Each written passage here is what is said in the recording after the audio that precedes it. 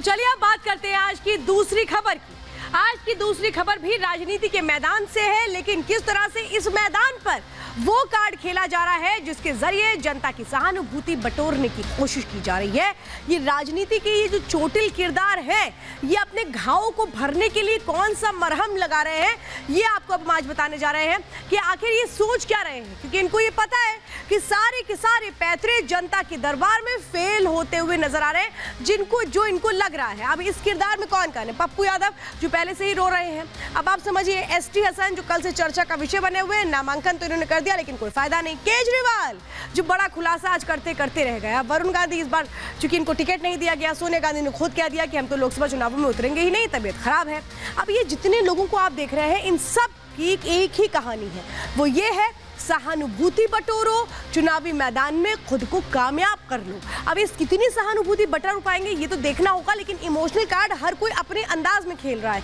कोई open letter लिख रहा है, कोई क्लोज लेटर लिख रहा है, तो कोई पत्नी को आगे कर रहा है, तो कोई खुद को आगे कर रहा है, ये बताते हुए कि पार्टी में तो मजबूरियां रही होंगी इसलिए हम करें तो करें क्या।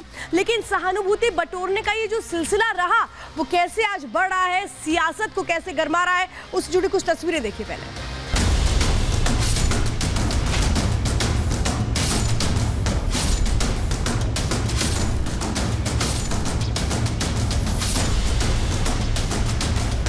मुझे खुद अपनी बेइज्जती महसूस हो रही है। जाहिर है मैं भी एक इंसान हूँ, तकलीफ तो होती है। मैं कह रही हूँ वो मेरे बड़े भाई हैं, वो कोई मेरे प्रतिद्वंदी नहीं है। बहुत उम्मीद है कि आप मदद करेंगे। हमारी पूजा में, हमारी इबादत में कोई कमी रही गई होगी, लोग हमारी जमीन से जाते हैं। उनसे भी मैं आग्रह करना चाहती हूँ, वह भी हमारे साथ दे करके कि चुनाव जिताने का काम करें। पूर्णिया के आत्मसम्मान और उस विश्वास के साथ, उस भगवान के साथ दगा करने से पहले मरना पसंद होगा।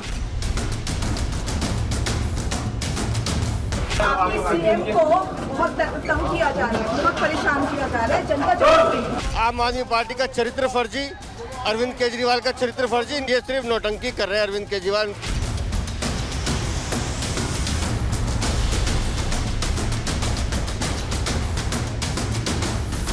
वरुण गांधी भारतीय जनता पार्टी के नेता हैं, हमारे साथ रहे, लेकिन उनका उपयोग है सब जगह और उनका उपयोग पार्टी ठीक से करेगी। साफ सुथरा छवि है और गांधी परिवार के साथ उनका जुड़ाव है, इसीलिए उनको टिकट देने में इनकार किए। वो आने से हम बड़े खुश होंगे।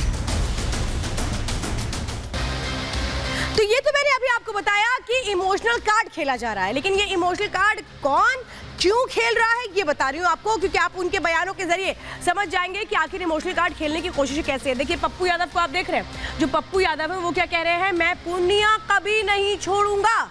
इनको टिकट तो दिया नहीं गया है, बीमा भारती को टिकट दे दिया गया है आरजेडी की ओर से, इस बात से नाराज है, लेकिन नाराजगी का वो बयां कैसे कर रहे हैं, सहानुभूति कैसे बटोर रहे हैं। ना ही कहीं और चुनाव लड़ूंगा, ना मैं कहीं जाऊंगा, यानी पूर्णिया के लोगों को बता रहे हैं कि भाई मैं तो तुम्हारे साथ खड़ा रहूंगा, भले ही मुझे टिकट मिला हो ना हो। जन अधिकार पार्टी को चूंकि इन्होंने कांग्रेस में विलय करा दिया था, ये सोच रहे थे कि इनको टिकट मिल जाएगा, लेकिन वहां पे तो आरजेडी ने अपना कैंडिडेट उतार दिया। चूंकि कांग्रेस और आरजेडी मिलकर के चुनाव लड़ रही है, पप्पू यादव बता रहे हैं कि नहीं हम फिर भी बैलेंस करने की कोशिश करते हैं। अब अगला नाम देख लीजिए, वरुण गांधी।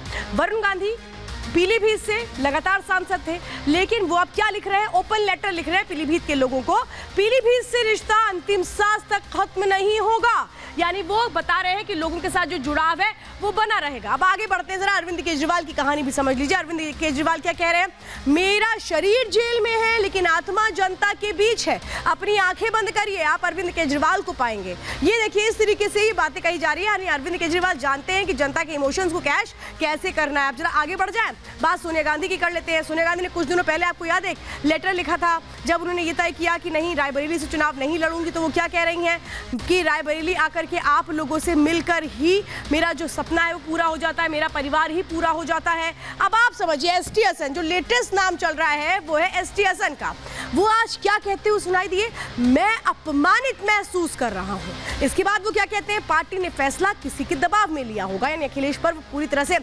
एक आरोप लगाते नजर नहीं आए, लेकिन ये एक तरह से बताने की कोशिश कर रहे थे कि मैं तो तैयार हूँ, लेकिन कैसे ये लोग मुझे आगे बढ़ने नहीं दे रहे हैं और मजबूरियों का हवाला दिया है। लेकिन ये सहानुभूति का जो सहारा लिया जा रहा है, इसकी मजबूरियाँ क्या है, क्यों सहानुभूति का सहारा लिया जा रहा है, क्यों ऐसे स्टेटमेंट दिए जा रहे हैं, इसके पीछे की मैं आपको इनसाइड स्टोरी समझा देती हूँ कि ये जो लोग कह रहे हैं इसके पीछे की वजह क्या है, जरा समझिए, बहुत बारीकी से मैं समझाती हूँ। अब आप अभी पप्पू यादव के स्टेटमेंट को मैंने सुनाया, वो क्या क्यों कर रहे हैं, कांग्रेस ज्वाइन करने का इन्हें कोई फायदा नहीं मिला, इनको लगा कि इनकी पार्टी का विलय ये करा देंगे, जन अधिकार पार्टी का इनको फायदा मिलेगा, ऐसा हुआ नहीं, बल्कि लालू ने बीमा भारती को पूर्णिया से उम्मीदवार के तौर पर उतार दिया, कांग्रेस अपना उम्मीदवार नहीं उतारा। अब वरुण गांधी जो कह रहे हैं कि मैं अंतिम सांस तक पीलीभीत के लिए काम करता रहूंगा, उनका क्या हुआ, पीलीभीत सीट से दरअसल बीजेपी ने टिकट नहीं दिया है इस बार वरुण गांधी को, जबकि जितिन प्रसाद को पीलीभीत से टिकट दिया, जिन्होंने कल अपना नॉमिनेशन भी फाइल कर दिया है।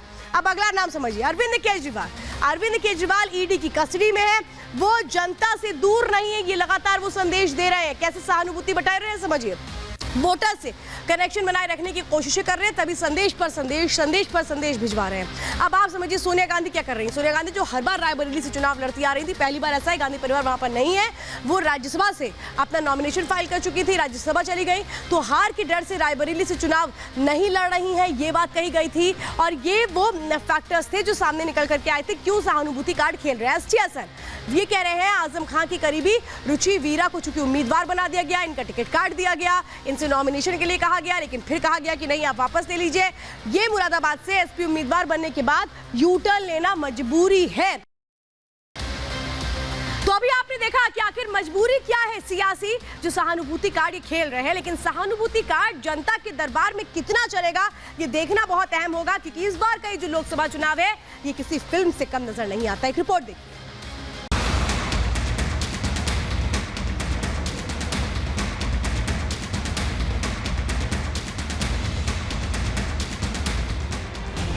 इन दोनों 24 का लोकसभा चुनाव किसी फिल्मी कहानी से कम नहीं लग रहा, जहां ड्रामा है, सस्पेंस है, तो जनता को जोड़ने के लिए इमोशनल एंगल भी है।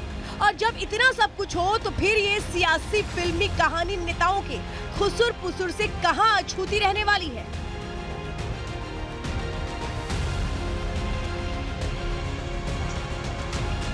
अब इसे देश में प्रधानमंत्री मोदी की गूंज का असर कहिए, या फिर विरोधियों को अभी से सता रहे हार का डर कहिए। कोई इमोशनल कार्ड खेल रहा है तो कोई आखिरी सांस तक दुहाई दे रहा है, लेकिन इस फिल्मी कहानी के सभी किरदारों के तार इंडी गठबंधन से जुड़े हैं।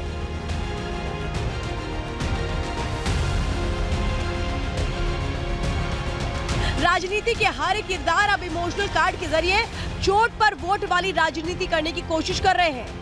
सियासत के इमोशनल किरदार में कोई पत्नी को धार बना रहा है तो कोई अपने सियासी संघर्ष को समर्पित करने की बात कह रहा है। अरविंद केजरीवाल की गिरफ्तारी के बाद से भले ही आपने दिल्ली में अपना जेल से सरकार मॉड्यूल लागू कर दिया हो, लेकिन 24 का चुनाव है, ऐसे में उस पर सहानुभूति का सहारा लेने के भी आरोप लग रहे हैं। अरविंद जी बहुत सच्चे, देशभक्त, निडर और साहसी व्यक्ति हैं। उनकी लंबी आयु, सेहत और सफलता की कामना करना। उन्होंने कहा है, मेरा शरीर जेल में है लेकिन आत्मा आप सबके बीच है। अब पप्पू यादव की रिटायरमेंट प्लान का इमोशनल कार्ड देख लीजिए, जो जन अधिकार पार्टी से शुरू हो कांग्रेस पर खत्म हो गई। इस कहानी के पीछे असल किरदार तो लालू प्रसाद यादव निकले, क्योंकि लालू के सियासी वार में कांग्रेस के पप्पू की एक नहीं चली और पूर्णिया सीट हाथ से खिसक गई। अब पप्पू यादव कह रहे हैं कि हमें तो अपनों ने लूटा, गैरों में कहां दम था, हमारी कश्ती वहां डूबी जहां पानी कम था। कांग्रेस लड़ाएगा तो पूर्णिया ही हम लड़ेंगे, पूर्णिया से बाहर जो आदेश होगा कांग्रेस का नहीं जाएंगे। हमें अपने पूर्णिया के आत्मसम्मान और उस विश्वास के साथ, उस भगवान के साथ दगा करने से पहले मरना पसंद होगा, आत्महत्या करना पसंद होगा। लेकिन राजनीति में बयान और दावों का सच सब जानते हैं। जो सुबह तक अपने नेता की तारीफ कर रहा होता है, वही शाम होते होते तंज कसते नजर आते हैं। अब समाजवादी पार्टी के नेता एसटी हसन को ही देख लीजिए। अखिलेश ने मुरादाबाद सीट क्या छीनी, अब हसन अपने ही नेता पर तंज कसते हुए नजर आते हैं। पार्टी में खुद को अपमानित महसूस कर रहे हैं। मैं किस मुंह से समर्थन करूं? आप समर्थन नहीं करेंगे? यकीनी तौर पे मैं कैसे कर सकता हूँ? मुझे खुद अपनी बेइज्जती महसूस हो रही है, तो जाहिर है मैं भी एक इंसान हूँ, तकलीफ तो होती है। ये इस घटनाक्रम से पार्टी को बहुत जबरदस्त नुकसान हो गया। लोकसभा चुनावों को लेकर विरोधियों का फिलहाल हाल ये है कि कोई हार के डर से खुद को जंग में उतरने से साइड कर रहा है, तो कोई साइड किए जाने से इमोशनल कार्ड खेल रहा है, तो कहीं महा कंफ्यूजन है। इंडी के इस हालात पर जमकर तंज कसे जा रहे हैं और एनडीए कह रहा है इस बार 400 पार, मोदी की हैट्रिक पक्की। बिहार में जिस तरह की लहर है, पूरी तरह स्पष्ट लग रहा है कि एनडीए इस बार 40 की 40 सीट जीतेगा और नरेंद्र मोदी जी के नेतृत्व में फिर से देश में सरकार बनने का काम हो। 400 पार का लक्ष्य है, जिसमें बिहार की 40 सीटें हम लोग जिता कर देंगे। चुनाव से पहले मोदी को मात देने के लिए विरोधी खेमा एक मंच पर आए, महागठबंधन बनाया, नाम दिया इंडी गठबंधन। लेकिन चुनाव आते आते तक हालात ये है कि कभी चेहरे को लेकर विवाद तो कभी सीट शेयरिंग फॉर्मूला। मोदी को मात तो दूर, अब तक आपसी समाधान नहीं निकाल पाए।